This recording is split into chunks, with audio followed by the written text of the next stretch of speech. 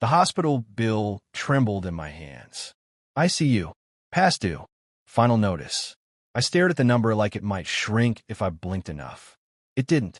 Sophie stood beside me, arms wrapped around herself.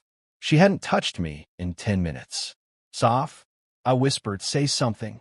She exhaled slowly. I don't know what to say, Nate. Say we'll figure it out. Her silence hurt more than any words could. The ICU doors swung open down the hall. A nurse stepped out, scanned the waiting room, then disappeared again. The smell of antiseptic burned my nose. My mom's in there fighting, I said. We just need time. Time costs money, Sophie replied quietly. I looked at her. We've been through worse. Have we? Before I could answer, I saw him. Derek. He walked into the waiting room like it was a hotel lobby instead of a hospital. Dark coat, polished shoes, calm smile. Like pain couldn't touch him. He spotted us immediately.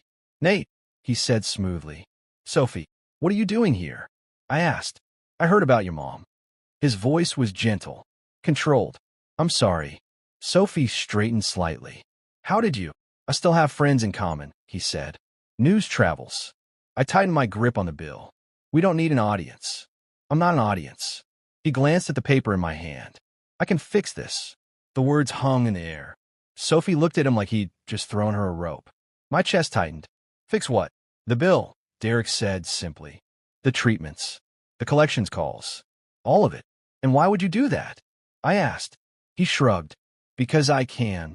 I stepped in front of Sophie without meaning to. We're not charity. This isn't charity, he replied. It's help. We didn't ask. You didn't have to. Sophie's voice came out small. How much is it now? I felt betrayed just hearing her ask. Derek held out his hand. May I? I hesitated. He didn't wait.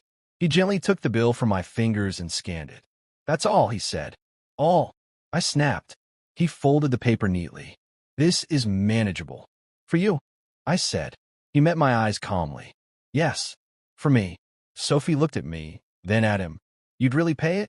I'd handle everything, he said. Today. What's the catch? I demanded. His smile softened. No catch. Don't lie. He turned to Sophie instead of answering me. You don't have to keep drowning. Her jaw tightened. I'm not drowning, I said. She looked at me then, and I saw it. Exhaustion. Fear. Doubt. I can't drown with you, Nate, she whispered. The words knocked the air out of me. This is our lowest moment, I said quickly. Sophie, please. Don't leave now. Tears welled in her eyes. I've been strong for so long. So have I. She shook her head. You're barely holding it together. That's because my mom might die. My voice cracked. A few people in the waiting room looked over. I lowered it. I need you. Derek stepped closer to her. Not touching, just near enough. I can make sure your future isn't ruined by this, he said quietly. You deserve stability. She deserves loyalty. I shot back. Sophie flinched. That's not fair, she said. What's not fair is you even considering this. I'm considering survival. We survive together. She covered her face for a second, then dropped her hands. I'm tired of surviving. The ICU doors opened again. A doctor walked past without looking at us. My heart pounded.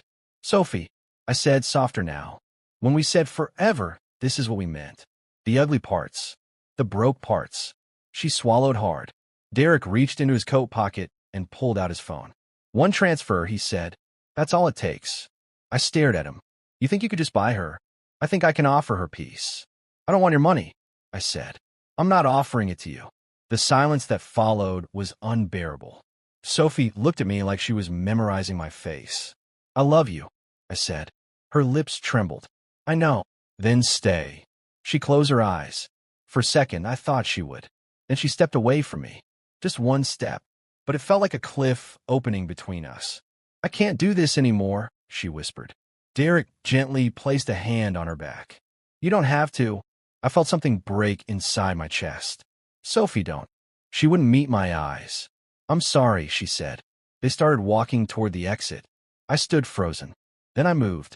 Sophie, I called, hurrying after them. Don't make this decision in a hallway.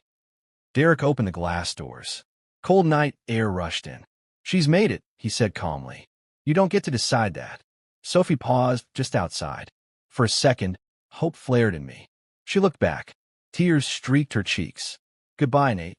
The door shut between us. I shoved it open and ran after them. Sophie, wait. They were heading toward a sleek black car parked at the curb. You can't just walk out on us. I shouted. On me. She hesitated by the passenger door. Get in, Derek said softly. I reached the sidewalk, breath ragged. Look at me, I begged. She did, and I saw it. She had already chosen. I'm sorry, she said again. She got into the car. The door slammed shut. No, I yelled, running forward. The car started moving. I stepped off the curb without looking. Headlights exploded in my vision. A horn blared. For one suspended second, everything slowed.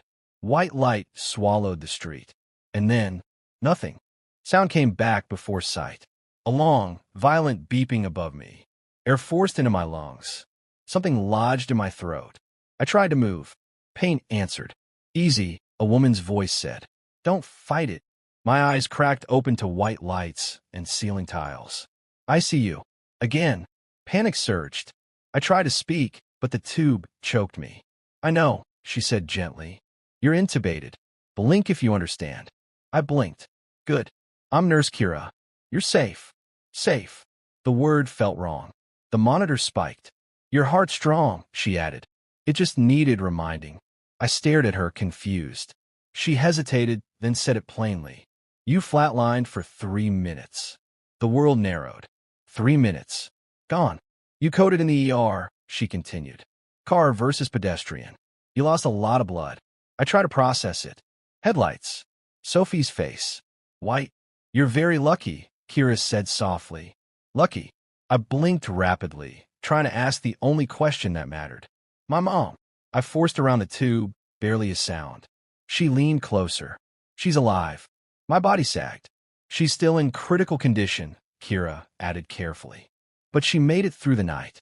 Tears burned the corners of my eyes. Alive. The ICU doors opened and a tall man in a navy coat stepped in. Ah, he said. Our stubborn one wakes. Kira smiled faintly. Dr. Keene. He's responsive. Dr. Keene stood beside my bed, studying the monitors. You gave us a scare. I stared at him. He met my eyes. 3 minutes without a heartbeat. I swallowed against the tube. You came back, he said firmly. Don't waste it. The words landed heavier than anything else. Don't waste it. He checked my chart. We'll remove the tube once you're breathing stronger on your own. I blinked once. My mom. I tried again. She's down the hall, he replied. But you don't get to see her until you can sit up without passing out. I wanted to argue. My body didn't cooperate. Hours blurred. Machines. Adjustments. Pain meds. The tube finally came out in a burning rush that left my throat raw. Small sips, Kira instructed, holding water to my lips. Thank you, I croaked. You're welcome. Try not to scare us again. No promises. When they finally wheeled me into a quieter recovery room, the door creaked open an hour later. Hugo stepped in slowly. He looked like he hadn't slept. You look like hell, he said. I managed a weak smile. Feel worse. He pulled a chair close to my bed. You idiot. I've been called worse. His jaw tightened. You stopped breathing, Nate. I heard. 3 minutes. Yeah. He ran a hand through his hair. I thought that was it. So did I. Silence settled between us. My mom. I asked. Still fighting, he said. Doctors say the surgery window's closing. They need payment confirmation. The reminder twisted in my gut. I'll figure it out, I whispered. Hugo hesitated. What? I asked. There's something else. I closed my eyes briefly. Of course there is. He pulled out his phone. I wasn't going to show you yet, he said. But you'd see it anyway. See what? He turned the screen toward me. Sophie, in a black dress, smiling, standing beside Derek at some glittering charity event backdrop. The timestamp was from last night. The night I almost died. My stomach flipped. She left the hospital and went there? I asked quietly. Hugo nodded. They announced a new donor initiative, he said. Guess who's funding it? I stared at Derek's hand resting at the small of her back. She looks happy, Hugo added carefully. Don't, I said. He lowered the phone. I'm sorry. I looked away, throat tight. I was under a car. I know, and she was under chandeliers. He didn't answer. A notification buzzed on my bedside table. My work email. I frowned. That's weird. Probably HR checking in, Hugo said. I opened it. Subject: immediate suspension notice. My pulse thudded. I read it once. Then again. What? Hugo asked. They're suspending me. For what? Stealing client data. He stared at me. That's insane. They say there's evidence I transferred proprietary files to an external account. Did you? No. Another email came in. Access revoked. Security review pending. This is Derek, Hugo said immediately. I swallowed hard. He sits on the advisory board, and your supervisor worships him. My mind raced despite the fog of painkillers. He didn't just take Sophie, I said slowly. Hugo's expression darkened. He's burying you. I stared at the sterile white ceiling. Hospital bills. Suspension. Public disgrace. All within 24 hours. Why? Hugo asked quietly. Because he can, I replied. The words tasted bitter. My hand shifted under the blanket and brushed against something cold. I looked down. My dad's steel ID bracelet circled my wrist. I hadn't taken it off in years. He'd worn it at the factory every day until the accident that killed him. I lifted it slightly, feeling its weight. You remember what he used to say? Hugo asked softly. I nodded faintly. If you're still breathing, you're still fighting. Hugo gave a small smile. Yeah. I looked back at the email on my phone. Suspended. Accused. Disgraced. I thought about Sophie saying she couldn't drown with me. About Derek saying he could fix everything. About the headlights. About the flatline. 3 minutes. I should have been gone. Instead, I was here. Bruised. Betrayed. Breathing. I won't die twice for the same people, I said quietly. Hugo leaned forward. What does that mean? It means, I whispered, gripping my father's bracelet, they don't get to kill my heart after my body already survived. He studied me carefully. That sounded like a man who just came back from somewhere, he said. Maybe I did. Outside my room, a monitor beeped steadily. Alive. For now. And this time, I wasn't going to waste it. I shouldn't have been out of bed. My ribs protested every step, and the 4-pole squeaked like it was judging me. Sit down before you rip something, Hugo said, hovering near the laptop tray. I can sit when I'm cleared, I muttered. Right now, I'm collecting receipts. He snorted softly. There's the Nate, I know. I eased into the chair beside my hospital bed, breath shallow. Open the backup drive. Hugo plugged my laptop in and logged me into the offline archive. You're sure this won't alert IT?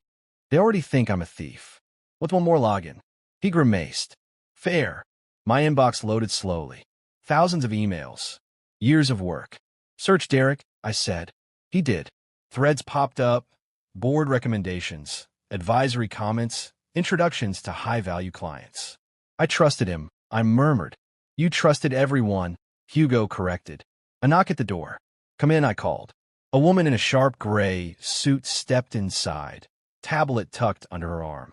Confident. Focused. Nate Rowe, she asked. That depends who's asking. Val Vega. She extended her hand. Attorney. Hugo called me. I shook her hand carefully. Thanks for coming. She glanced at the laptop screen. Good. You're already working. I don't like sitting still. Emotion won't help you, she said evenly. Your feelings won't win. Proof will. I've got feelings and fractures, I said, working on the proof. Then, let's be efficient. She set her tablet down. Timeline. You were admitted to the ER at 8:42 p.m. correct. Sounds right.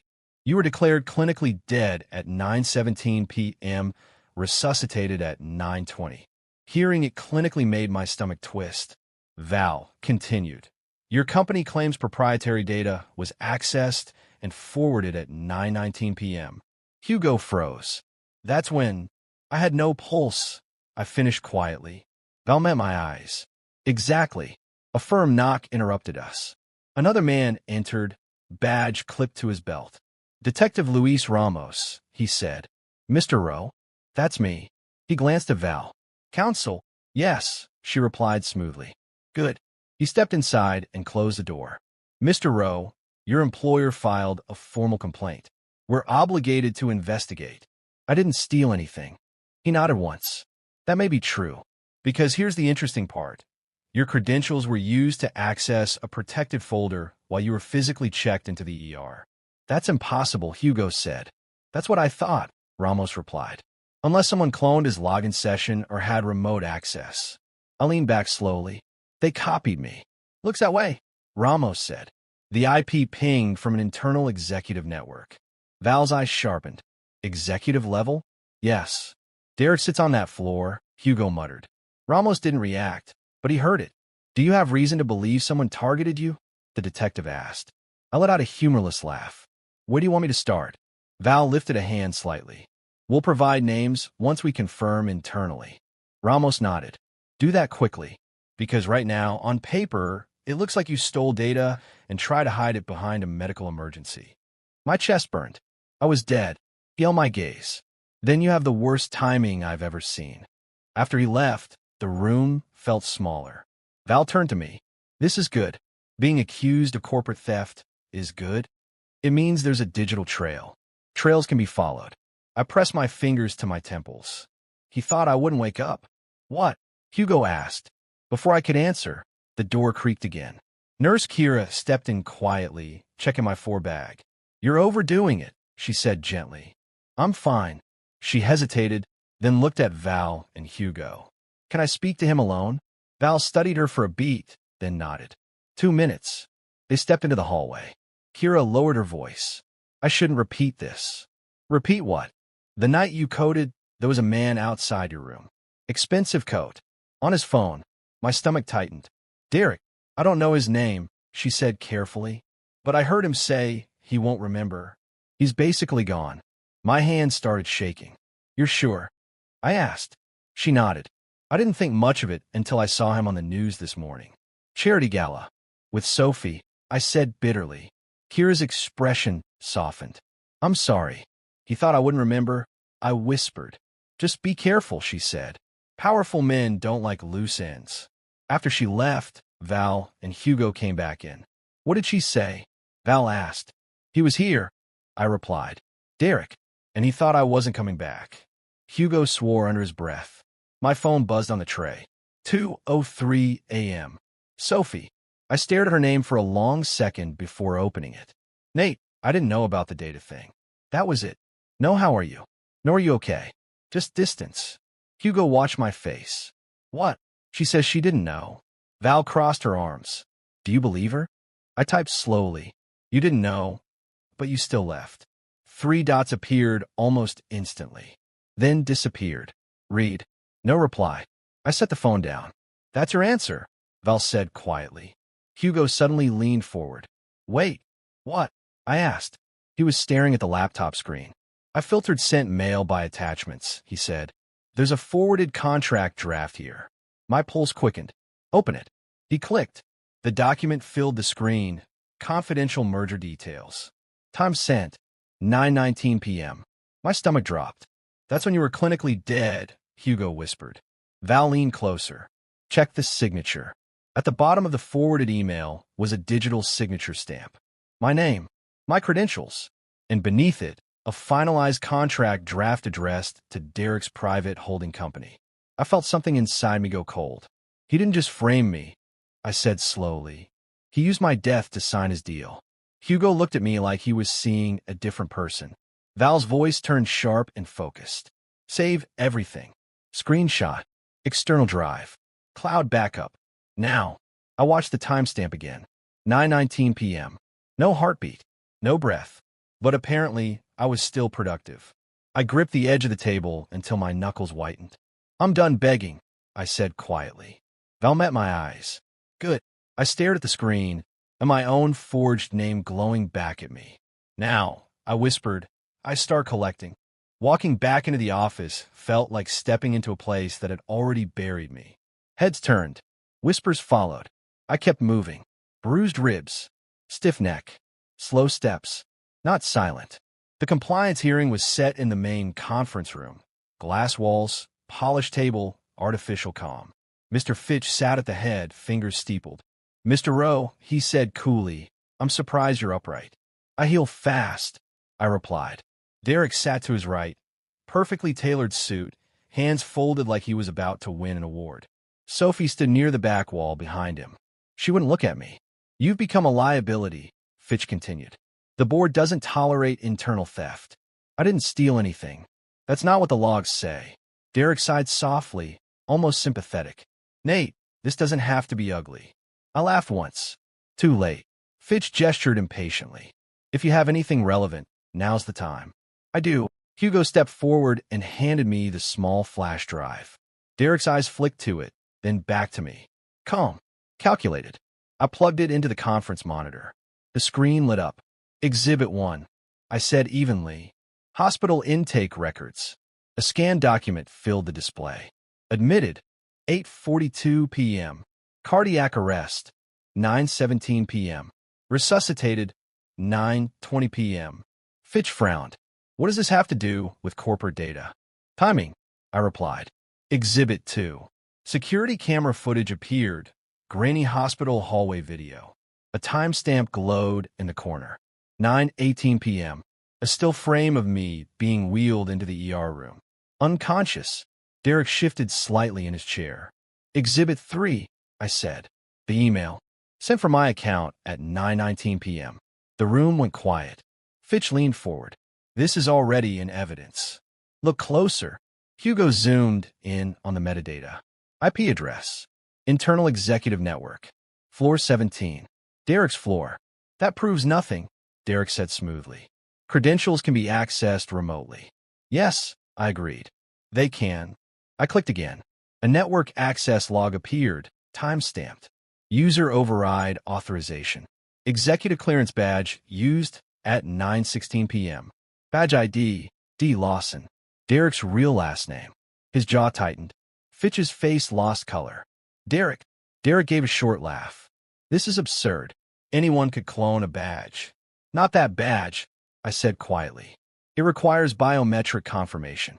Silence pressed in. Sophie finally looked at me. Confusion replacing certainty.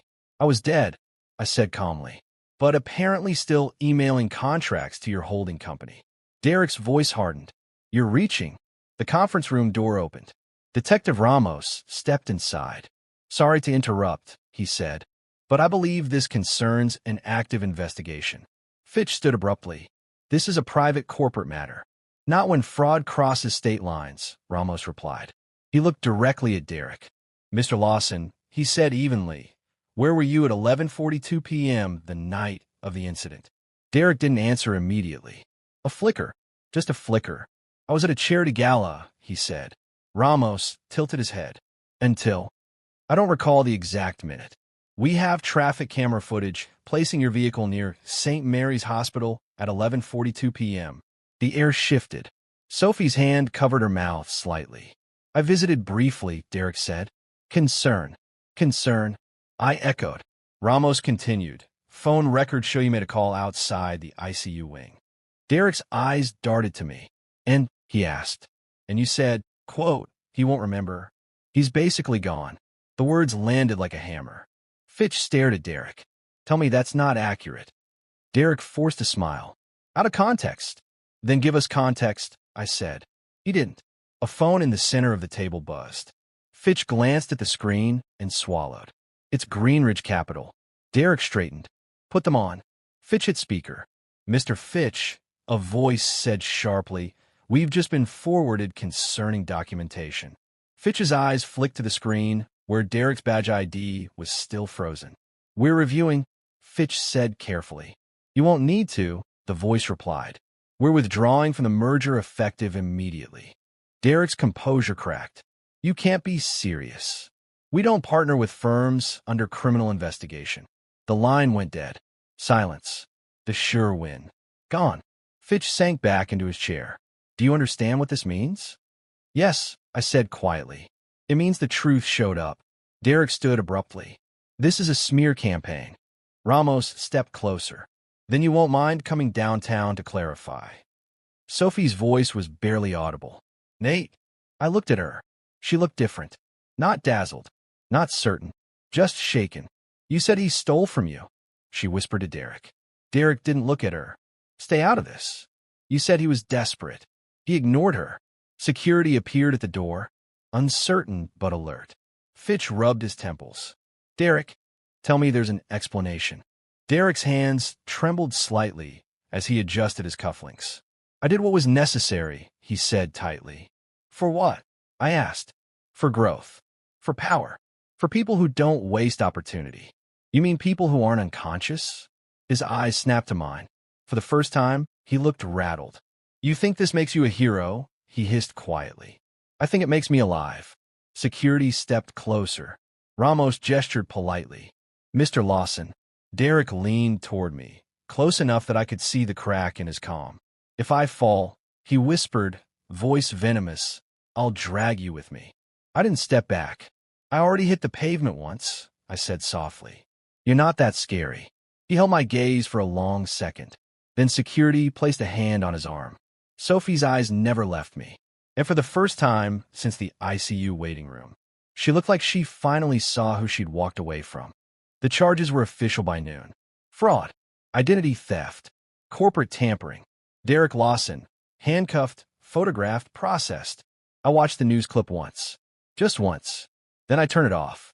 Hugo stood in my hospital room doorway, grinning like he'd just won the lottery. Your suspension's cleared. Already. Board voted emergency reversal. You're reinstated effective immediately. With an apology. Did it sound sincere? He laughed. Corporate sincere. I leaned back against the pillows, ribs still aching. And insurance? Right on cue, Val walked in, heels sharp against tile. Approved, she said, dropping a folder on my tray table. Full coverage. They tried to stall. I reminded them breach of contract penalties are uglier than surgery bills. I exhaled slowly. So my mom. Prep for tomorrow morning, Val finished. Cardiac team's on standby. For the first time in weeks, the air didn't feel like it was crushing me. Thank you, I said. Val gave me a measured look. You did the hard part. You refused to stay dead. After they left, I walked carefully down the hallway toward my mom's room. Every step felt different now. Not desperate. Intentional. She looked small in the bed, wires and monitors framing her face. I sat beside her and took her hand. I'm still here, I whispered. Her eyelids fluttered faintly. You don't have to worry about the bills, I told her. I handled it. The words felt strange. I handled it. A soft knock interrupted me. I knew who it was before I turned around. Sophie stood in the doorway. No gala dress. No perfect makeup. Just red eyes and trembling hands. Can we talk? She asked quietly. I studied her for a long moment. Then I stood and stepped into the hallway, pulling the door mostly closed behind me. What do you want, Sophie? She looked like she'd rehearsed something and forgotten all of it. I was wrong. I didn't respond. I thought he was stability, she continued, voice breaking. I thought he was security. I thought if I chose him, everything would stop feeling so fragile. And I was wrong. Silence stretched between us. I didn't know about the data, she said quickly. I swear, Nate. I didn't know he was framing you. I believe you. She blinked, surprised. You do? Yes. Tears spilled down her cheeks. Then why are you looking at me like that? Like what? Like I'm already gone. I leaned against the wall, carefully guarding my ribs. You left before the fraud, before the arrest, before the proof. Her shoulders shook. I was scared. So was I. I didn't know how to carry all of it. You didn't have to carry it alone, I said gently. That was the point. She covered her mouth, crying harder. When you got hit by that car, I thought it was my fault. It wasn't. I saw the news alert about your condition while I was standing next to him at that event. Her voice cracked. I felt sick, but I didn't move. That one landed. You didn't move, I repeated. I froze. You chose, I corrected softly. She flinched. I loved you, she whispered. I know. I still do. The old ache stirred in my chest, but it didn't take over. It just existed. You chose him when I was breaking, I said. That choice changed me. She stepped closer. People make mistakes. Yes. Can't we restart? Please? We've been through so much. I looked at her, really looked at her. The girl who used to sit on my kitchen counter at midnight. The girl who held my hand at my dad's funeral. The girl who walked away in an ICU waiting room. I don't hate you, I said quietly. Her breath hitched. Then don't let this be the end. I forgive you enough to let go, I told her. Not enough to come back. The words hurt, but they were steady.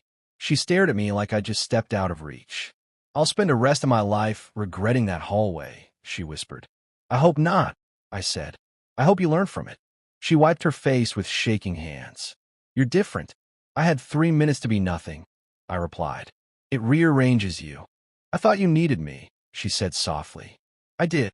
And now? Now I need peace more. The hallway was quiet except for distant monitor beeps. I never meant to hurt you, she said. I know. That doesn't fix it. No, I agreed.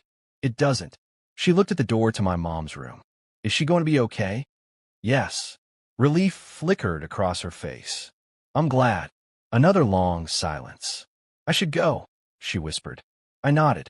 She hesitated like she wanted to hug me. She didn't. Goodbye, Nate. Goodbye, Sophie. She walked down the hallway slowly.